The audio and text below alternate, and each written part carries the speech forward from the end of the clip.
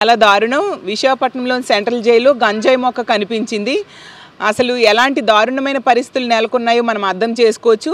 గతంలో ఒకసారి home minister గారు సెంట్రల్ జైలుకి వెళ్ళి మొత్తం చెక్ చేయడం జరిగింది. ఆవిడ చెకింగ్ చేశాక ఇప్పుడు మరింతగా పెరిగిపోయింది. అక్కడ గంజాయి సరఫరా అయితేనేం గంజాయి మొక్కల్నే ఏకంగా సాగు చేస్తూ ఉన్నారు అనేసి అంటే ఎంత దారుణమైన పరిస్థితులు ఈ రాష్ట్రంలో నెలకొన్నాయో అర్థం చేసుకోవచ్చు. వీళ్ళు పూర్తిగా వైఫల్యం చెందడం మనం క్లియర్గా కనిపిస్తూ ఉంది. ఎందుకంటే మనం చూసాం, ఈ కూటమి ప్రభుత్వం అధికారంలోకి వచ్చాక హోమ్ మినిస్టర్ గారు అన్నారు, మేము అధికారంలోకి వచ్చాం 100 రోజుల్లో గంజాయిని నిర్మూలిస్తామని. ఇప్పుడు 7 నెలలు అయ్యింది. గంజాయి నిర్మూలన మాట దేవుడెరుగు. ప్రతి దగ్గర కూడా గంజాయి సాగు వెచ్చలవిడిగా జరుగుతూ ఉండే పరిస్థితి కనిపిస్తూ ఉంది. సాక్షాత్తు ముఖ్యమంత్రి గారి సొంత నియోజకవర్గమైన కుప్పంలో గంజాయి సాగు చేస్తూ ఉన్న పరిస్థితి మనం చూసాము. విశాఖపట్నంలో కేజీహెచ్ బ్యాక్ సైడ్ గంజాయి సాగు జరుగుతూ ఉంది. ఇప్పుడు యథేచ్ఛగా ఇక్కడున్న సెంట్రల్ జైల్లో గంజాయి సరఫరా జరుగుతూ ఉంది. ఎప్పటికప్పుడు గంజాయి అక్కడ దొరుకుతూ ఉంది. ఇప్పుడేమో గంజాయి మొక్క కూడా దొరికింది అంటే ఎంత దారుణమైన పరిస్థితులు. హోమ్ మినిస్టర్ గారు అంటారు తమ వైఫల్యాల్ని కప్పిపుచ్చుకోవడం కోసం ఈ మొక్కకు కూడా కారణం జగన్మోహన్ రెడ్డి గారు అంట.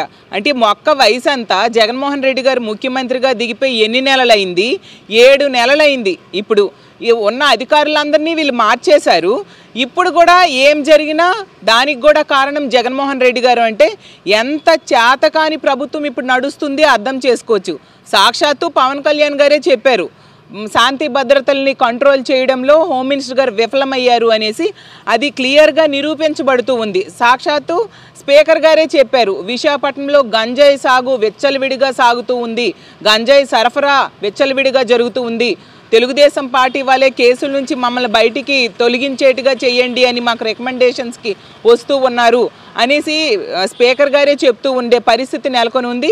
అంత దారుణంగా గంజాయి వెచ్చలవిడిగా సాగు చేయడమే కాకుండా సరఫరా విశాఖపట్నం నుంచే జరుగుతూ ఉన్న హోమ్ మినిస్టర్ గారు ఈ ఉమ్మడి విశాఖపట్నానికి చెందిన మంత్రి అయ్యి ఉండి కూడా ఏం చేస్తూ ఉన్నారు, ఏమి చర్యలు తీసుకుంటూ ఉన్నారు? నాకైతే ఒకటి అర్థమవుతుంది, ఈ ప్రభుత్వం కానీ పోలీస్ యంత్రాంగం కానీ ఎంతసేపు కూడా ప్రతిపక్షాలని టార్గెట్ చేయడము, ప్రతిపక్ష నాయకుల్ని జైల్లో పెట్టించడానికి, అక్రమ కేసులు పెట్టించడానికి దృష్టి పెడుతూ ఉండడం వలన ఇలాంటి నిజమైన దుర్మార్గులు, ఇలాంటి నేరాలు చేసేవాళ్ళు వాళ్ళకు భయం లేకుండా పోయి మరింతగా విజృంభించి ఇలాంటి గంజాయి పెంపకాలు, గంజాయి సరఫరాలు మరింతగా చేస్తూ ఉండే పరిస్థితి క్లియర్గా కనిపిస్తుంది. గంజాయిని తక్షణమే ఈ ఆంధ్రప్రదేశ్ రాష్ట్రంలో అరికట్టాల్సిన అవసరం ఈ ప్రభుత్వం మీద ఉంది.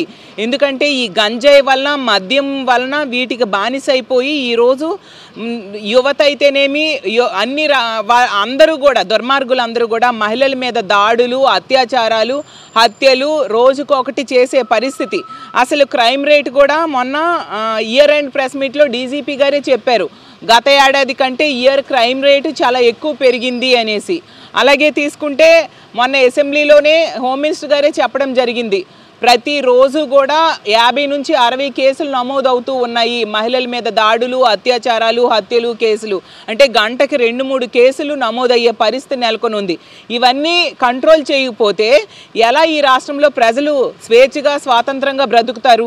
కాబట్టి మేము డిమాండ్ చేస్తూ ఉన్నాము, తక్షణమే ఈ గంజాయిని అరికట్టండి. మీ పాలనా వైఫల్యాల్ని కప్పిపుచ్చుకోవడానికి ఎంతసేపు జగన్మోహన్ రెడ్డి గారి మీద నెట్టేయకుండా ప్రజల మాన ప్రాణాలు రక్షించడానికైనా మద్యాన్ని అరికట్టండి, ముఖ్యంగా గంజాయిని అరికట్టాల్సిందిగా మేము డిమాండ్ చేస్తూ ఉన్నాము. హోమ్ మినిస్టర్ గారు ఎంతసేపు కూడా స్టేట్మెంట్స్కే పరిమితం కాకుండా ఇలాంటి గంజాయి లాంటి వాటిని, డ్రగ్స్ని, మద్యాన్ని అరికట్టడం మీద చర్యలు తీసుకోవాల్సిందిగా మేము కోరుతూ ఉన్నాము.